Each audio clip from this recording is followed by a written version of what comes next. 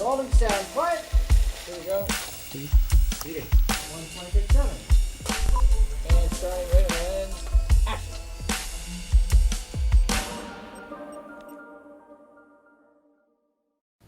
Hi, my name is Tricia Jenkins, and I am a film, TV, and digital media professor at Texas Christian University in Fort Worth. And it is my pleasure today to host a conversation with 3 local filmmakers who all work in the commercial video production area. So the very first thing that I would love for you guys to talk about is just to introduce yourself to the people who are watching at home and tell us maybe a little bit about your production company and the types of brands or companies that you've worked with in the past. Sure. My name is Gregory Beck. I work with I own Two Trees Productions. I'm a director, cinematographer, videographer, producer, jack of all trades, editor. I work primarily with corporate, nonprofit type organizations. Anything that moves on screen, we can pretty much handle. Motion graphics to high concept film, cinematic style productions. Yeah. Oh, hello. I'm Candace Cooper. I'm the owner and principal at Westsider Media. I mainly produce. Background was in still photography and graphic design, so we also do some motion graphic stuff.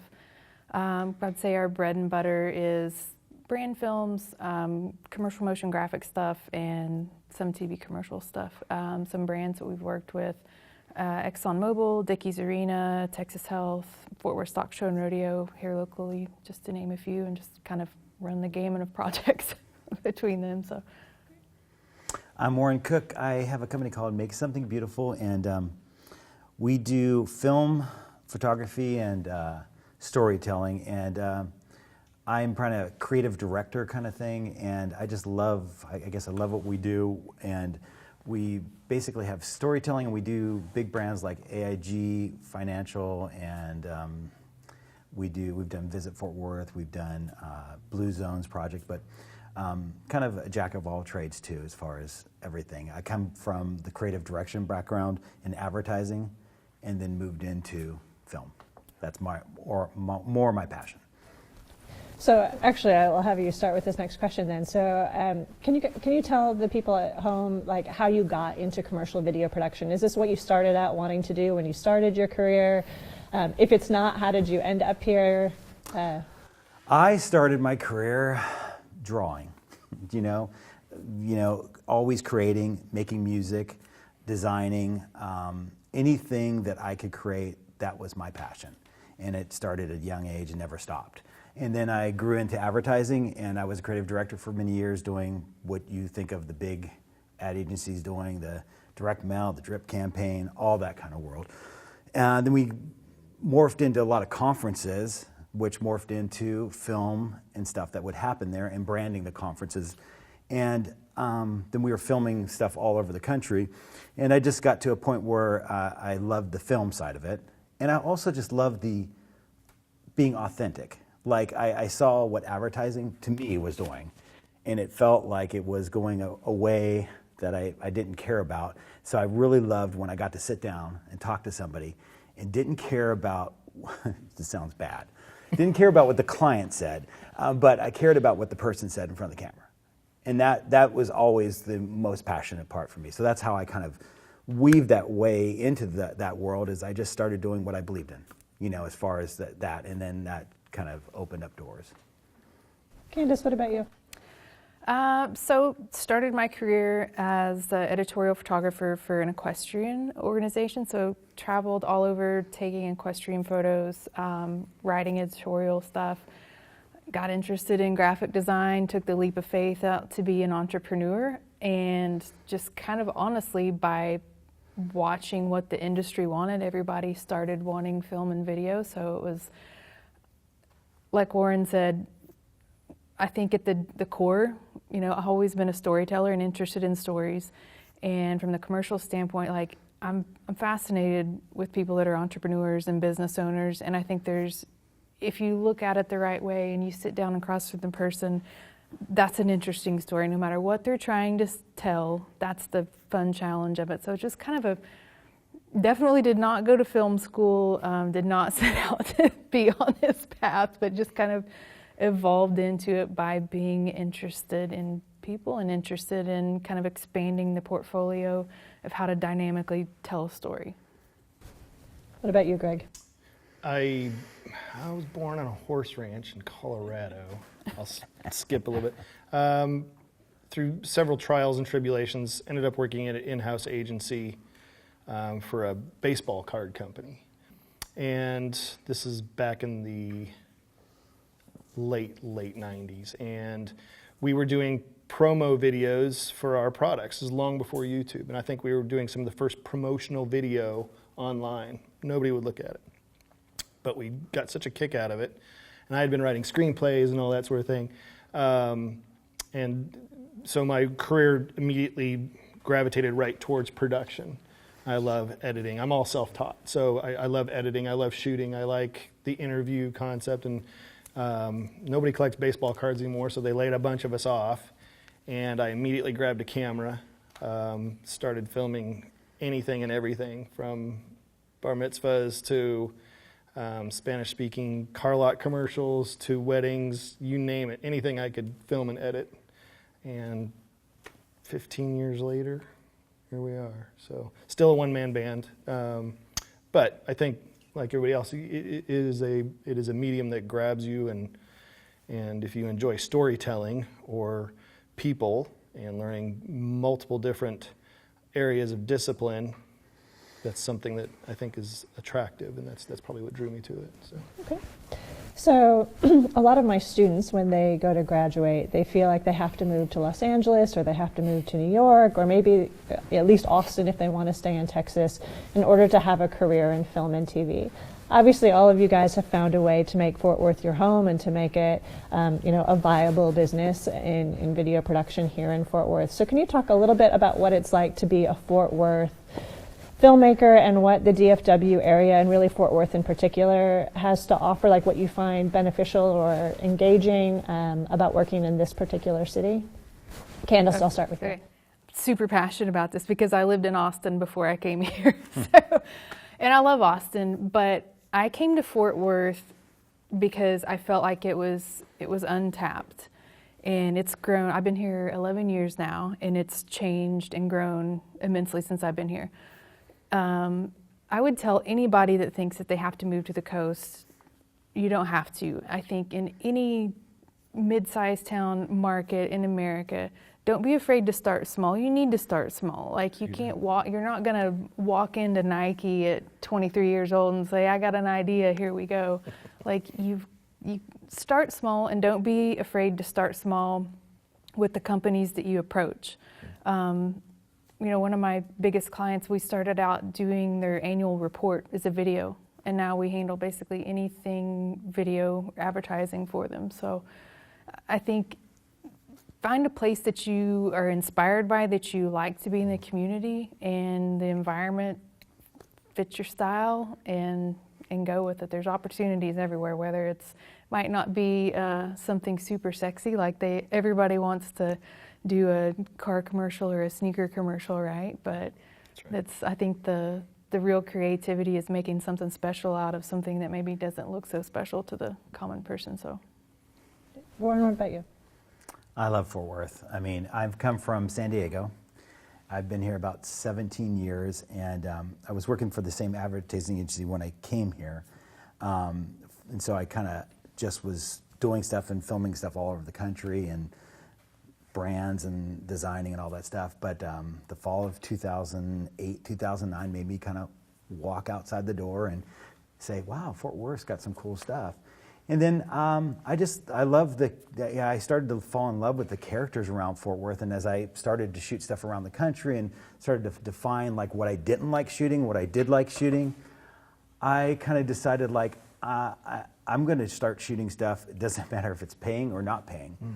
I'm going to shoot stuff that I believe in the way I want to shoot it. And we started a thing called Fort Worth Funky that we shot characters around Fort Worth, and that just kind of blew up for us because it was putting people in places where, they got to say whatever they wanted to say. There was no agenda. Right. There was no agenda. So when they got to explode and say something totally off base, or not even about whatever, you just felt it. So I say when people, what I love about Fort Worth and the production, the commission was super helpful. One of our first gigs, we said, close down the street. Can we close down the street like a big, and it was near the beginning, I think, when the commission was going on. And there, Jessica was so helpful of us closing down a street in the middle of downtown. It was winter too, and I remember it being stinking cold, and it was a business shot of all these people. But anyways, Fort Worth's been so accommodating here, like to help us and be a part of, this is the coolest city. Love it. Yeah, good. To kind of riff off of what he's saying is there's plenty of room in Fort Worth. What he produces and what she produces and what I produce can be very different. And there's plenty of room for that. And I think one of the best things about being a filmmaker is you can have a passion somewhere else and be the person that tells that story. And I find Fort Worth has got so much story to it. There's plenty of room. And I want to touch on one other thing. We call ourselves filmmakers. And I used to be a little hesitant to say I'm a filmmaker because I run a video camera or I do videos of talking corporate heads. But the fact is we use all the same tools. We have the same idea of beginning, middle, end in that presentation. And when you're in Fort Worth, there's so much that accommodates that. And it's very attractive. I like the idea that, yeah, you can start small, and I'd kind of like to stay small. We joke about it once in a while when we produce stuff together. It's like, yeah, I could go do a big agency thing, but man, the people that I'm working with that I really find interesting in this area, I get paid the same. The margins are about the same. I'll stay small and work with that. And I think filmmakers need to focus on what is it that they're going to be passionate about that they can tell stories about. And go where those stories are happening. Don't worry about the coasts. If you want to be in feature film work, you might want to go down there and suffer through it a little bit. That's fine. But if you want to be pulling focus, editing your content, and have a degree of control that you would never have on the coast, stick around or find a small town with a company that's passionate about what they do and tell that story. And it's also been my impression that the Fort Worth filmmaking community is pretty cooperative, collaborates a lot with other filmmakers, and is not a super cutthroat, competitive community. So that might be an advantage of a mid-sized market as well. For sure. The community feel Absolutely. of it. I've worked with many of these people, maybe more than once, and certainly we bump into each other at functions. And there isn't that guarded, well, I'm working with such and such, and I can't really tell you who they are or what they're doing. There's none of that. Hey, I'm working with Lockheed, and we're doing these exciting, great, and there's safety in numbers with that too. So yeah, the Fort Worth community is pretty tight in that sense. That's great. So one of the things that people who are trying to break into the business always fret about is the pitch process. So what kind of tips do you have for people who are sort of new to the pitch process? How do you make a pitch to a client? You don't have to tell us all of your secrets, but if you could give new filmmakers some advice, I think they'd love to hear it. Doesn't matter who wants to go first. Warren, I'll pick on you. We usually have like a dance routine that we start with, and it's really bad. No, I don't think there is. For us, there's no pitch routine. It starts back with that same passion. Like, you're doing what you believe in, period. Like, for my work, people are coming to us for that. So they're seeing what we do, and they're like, oh, I want to do that. How can we do that? And for us, it's like, yeah, that's what I want to do too. So there's not much for me as far as like that wiggle room of like, what are you trying to pitch? And I always hate that word. I don't know why. Like, that comes back from my advertising agency. How do you pitch it? I think it's starting with the passion project that you find, or lots of passion project. There's always something going on in our office. I'm never not doing stuff that I just believe in for free. Well, let me rephrase the question then. So how do you sell a client on your particular creative concept? I think they see the work we do, they see the passion behind what I believe in, and they gravitate toward that. That's we were just in a big, pitch project, figuring out too, and it's just more just believing in what you do and showing off like why you're doing what you're doing, and why you believe that the storytelling will work this way, because and I'm also just pitching in the way I want to do it too. Like, pitch the way you want to do it, not what you think they might want or what they said. I mean, I've gone through that world where it's like, we need them to talk about technology and put them in the camera. Well, these people don't know about technology, and you just put them in the camera, then it's like, you know, you've been there a million times where it's like that. You know, so it's more just telling telling honest truth when you go into what you want to do and what you believe in, what you believe they could be doing, you know. I'm going to ask you one more follow-up question. So, like, how much of a negotiation are you open to if a client says, I kind of like that vision, but here's also what I really want. And if what they really want is sort of anathema to your vision, like, how much wiggle room do you think there is between a client and a producer? Or is there a stage where you just have to say, I'm probably not your guy? I think I've been blessed that that's what they look at me and go, this is what we want to do or not want to do. I mean, I would guess that's a little bit like there's just that. I mean, there's some worlds where you go, where's it motion graphics? And there's definitely when we start talking about where do we pivot, what did we do in that time? But I mean, overall, what I'm trying to do and stuff, like as far as them changing stuff, I don't know. Like, I don't feel like, I haven't run across that, so I've been blessed that way. Okay. So. What about you, Candace? I'll try to kind of nerd talk this. I think the first thing that you have to understand as a producer going in that situation is if you're dealing direct with the client, you're probably dealing at least on a mid-level commercial range with a set of people that they don't speak your language, right? Like, I can sit across the table and talk about how awesome this is going to be, how authentic it's going to be, this is going to be amazing, you're going to get your viewers to connect, and it's going to invoke all these emotions. And if it's a bank, just go down the laundry list, it's going to go in one ear, out the other. So I would just say, understand that they don't speak your language and be okay with that, because you wouldn't be in the room if they thought they could do what you do. So you're there for a reason. But just go prepared to be able to explain. And I'm not saying, the video is going to get X amount of views, so let's advertise that over what the cost of video is. So how much is a view worth to you?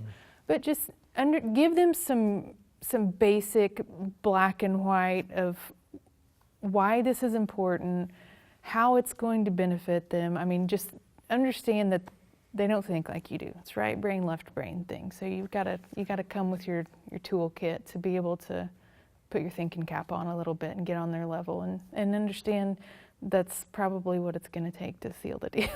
Yeah. I think often we're not agencies.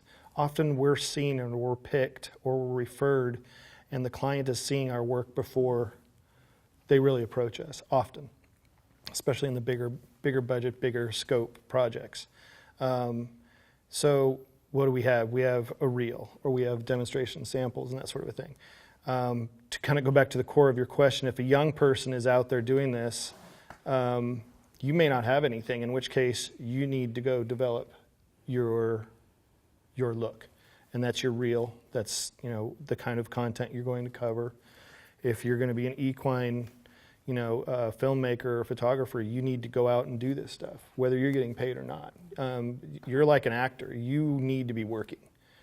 Doesn't matter what you're doing, but you need to be developing those skills. So the clients will then see you. They see us and they're like, I love the way he told the story of these two people living in town. So they're going to gravitate towards that. But they're also going to look at her, online or however, or through referral, and they're going to say, okay, I've got two different contrasts. And that's how they're going to pick that. What you need to be able to do is, as a filmmaker, you need to understand how to develop story and how to elicit emotion. Any marketer or advertiser will tell you that if you get somebody sold on their emotions or emotionally involved, they're sold. So as a filmmaker, you need to understand what that key is that your client is trying to message out to their audience. So that's a little bit different than going and writing your own screenplay, right, and chasing down financing. You're telling your own story at that point. We tell other people's stories. And sometimes we do that with our own flair. Sometimes, you talked about the negotiation with the client. I'm pretty flexible. When I go do my narrative stuff and my short films and, a music video or something, that is all me. I'm 100% in charge. Nobody gets to really tell me what to do. Different story. When I walk into a commercial client, my ego goes out the window. I'm there to get their message and use my skills to deliver whatever information they need to get out. Because ultimately, if they're not happy, I'm not going to get employed. I'm not going to get that referral. So there's this stepping process that you need to do. And if you don't have a lot of experience, you don't have those skills, you need to start developing those.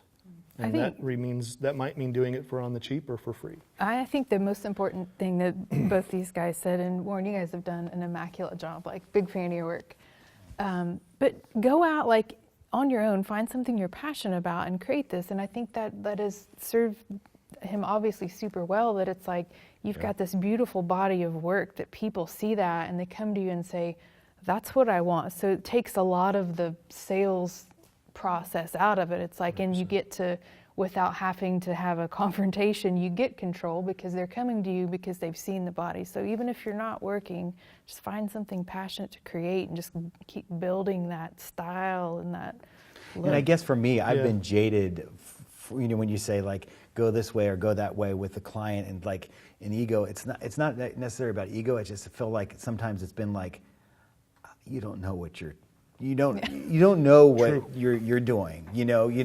You've got an idea, and it's like, and because I come from creative direction background, I kind of always look at the big picture of what, it's not one video I'm creating. It's like, what is your branded content, going to be? And they come to you, like when you said they don't know stuff, they don't. So, so I kind of look at it like that, and maybe I am got some jaded world in me, but I do, go right for what I believe in. So. I will say that for the experienced filmmakers that do commercial stuff or they do narrative or documentary stuff, I had to take a step back probably 3 or 4 years ago because I was doing a lot of corporate, a lot of stuff. I wasn't doing anything really passionful that was growing me or really showing anything on my reel. I mean, you do 6 years of corporate talking head stuff. Yeah, you're making money and you're cranking and you're doing all these things, but you're not really you're not expanding yourself, which does your clients zero good. So, I mean, there was a concerted effort to go out and, okay, I'm going to write something. I'm going to finish it. I don't care if it's good or not. I'm going to go and try to get this thing completed from beginning to end. I'm going to beg, steal, and borrow to get it made. And I've done this several times, and it does make you acutely aware of your storytelling process and your skills and maybe where you're not so good. Mm-hmm. And, okay, I need to work on this. I can't wait to get back on a narrative project just to work on the elicit of emotion. Well, those are the skills that they see in your reel that they then say, oh, I like what he did there. I'd love to attach my brand to that. So as a filmmaker, commercial filmmaker, you still need to be going back to the craft. It's like the career equivalent of self-care, right? 100%. Taking some time to be creative and do the projects that interest you. For sure. And then you take that renewed passion back to your clients. Absolutely. It's super important. I will say one more thing just from the producer standpoint of something that's been really successful for me is they have a tendency, if they want something in particular, if they can't see the forest for the trees, right? And I think it's really helpful to go in and let them see the forest and let them understand that you see the forest. And we're not talking about just this one project. We're talking about building your brand, and here's the potential of what all we could gather. And it's like you got to be able to sell them on the wow part of like, oh wow, this could just opened up a whole new. Well, that's the truth. Like leveraging is always the key. What you do, it's leveraging, because you're going out. There's film days, there's editing, and all that stuff. But if you can think through the whole project for branding for them, then you're thinking through what you're shooting every day, and you can leverage that. And for the best for them, the best for the, it just makes more sense. So selling them on that, or just believing in that and telling them this is the way to go, I think that's one of the questions coming up. How do you, but that is it. It's like letting them see like the bigger vision. Yeah. It's another hat you have to wear. I never dreamed that I would worry about buy time or social media. Never thought I'd worry about that sort of thing. You need to be pretty savvy in that. As a filmmaker, a commercial filmmaker, you need to understand those terms. You need to be paying attention to, at least in a casual sense, paying attention to what does 4:3 do for us, or a 1080 by 1080 versus I want to shoot everything in an anamorphic widescreen shot. Well, guess what? That's going to turn off your marketing agencies and whatnot. And you need to be at least willing to, or have the ability to argue back and forth and pivot with those clients on the ability of what's this film going to be used for? How can we multi-purpose it and all those sort of things. So you have to wear multiple hats in that. You know, it's not just being an editor or a shooter or having a really good eye. You know, you need to be savvy in these other areas. And I think it helps manage the expectation too of, especially people that they've never done video before. It's like you have to manage the expectation of like, this is not going to be a silver bullet. Like we're starting this, but this is a part of a process, and then you have to continue the process. And it just helps because I've had clients before, it's like, well, we did this and we invested all this, and it's like everyone's super excited for the first few months and they're watching the views, and then it's like, well, you know, the funny thing with that is, to me too, it's like I've lived that world in the creative direction, the advertising agency, and like a little bit of me just let that go. It's like I'm not worried about that. Yeah. Like I'm creating what, you know, you create what you believe in, that you believe that people will connect with, and after that, it's like it's not in my hands. Yeah. You know, you do what you believe in, and after that, it's like I'm just ready to sell them another one. It's like, this is why we have to do the next one. I do like repeat customers. Yeah. Well, let me ask you this too, speaking of pivoting. So obviously COVID-19 has decimated a lot of industries, and the film industry has not been immune from this. So how have you been able to like pivot your business strategies to kind of make it through COVID, or has production just kind of dried up during the pandemic, or? There was a good 70 days my phone didn't ring. And I wouldn't lie and say that didn't have me greatly concerned. But, you know, that's when I went and started writing stuff and finishing projects and tying up loose ends. I never didn't go to the office. So, you know, I don't know that I pivoted, but I definitely took the time to better myself. And if you're a freelancer, quite frankly, you're going to have a 3-month downturn every couple of years anyway. It just happens. You know, I don't have a marketing arm. I don't have a sales guy. It is just me. It's what I develop on my reel. I maintain good relationships with clients. I communicate with older clients or customers that I've worked with before. And, you know, sometimes you do need to pick up the phone and say, hey, remembering what we did 3 years ago, it's probably time to start talking about that. Are you interested in having me over and we can discuss it? We can do it remotely. We can Zoom. I hate the lack of human interaction, but those are the sort of approach, or that is the approach that I took for it. Great. What about you, Candace?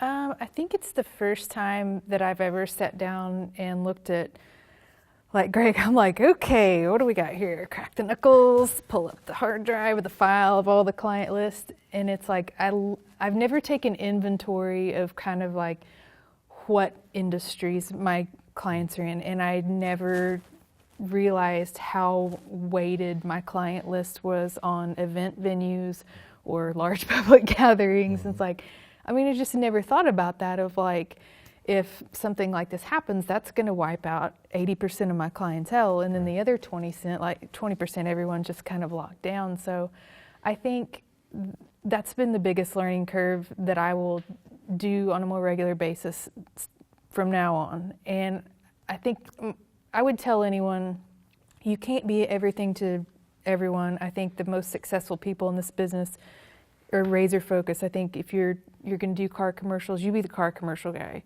And the ones on the highest level, that's all they do.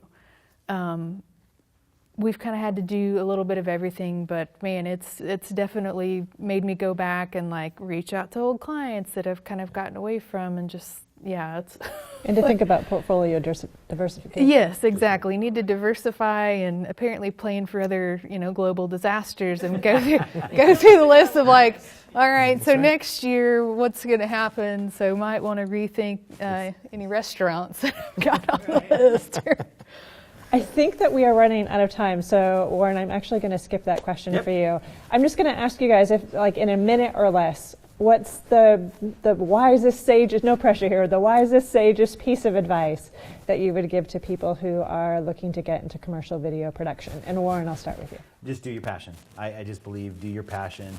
Find a passion, and shoot and film and do that, and do it the way you want to do it, the way you believe in.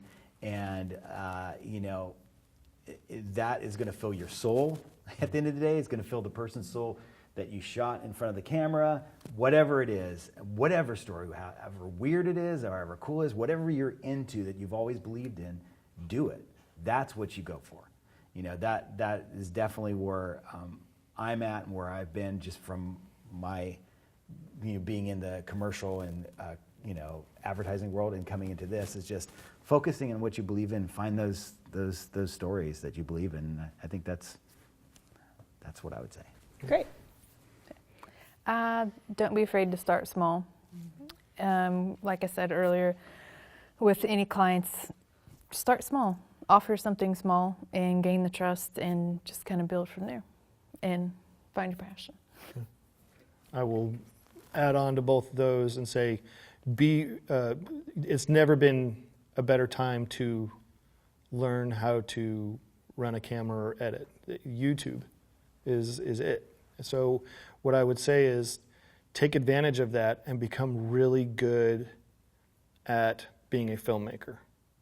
Take those, be good and disciplined at being a filmmaker, whether it's with your iPhone or with an old 16 millimeter. Be really good at it. Be an expert, because that is what will separate you from everybody else with an iPhone. If you're accomplished and you're a master of your craft, you'll stand out. Thank you guys so much for being here and giving your advice and your insights into commercial video production. And for those of you at home, thank you so much for your attention, and we hope that you enjoy the Lone Star Film Festival.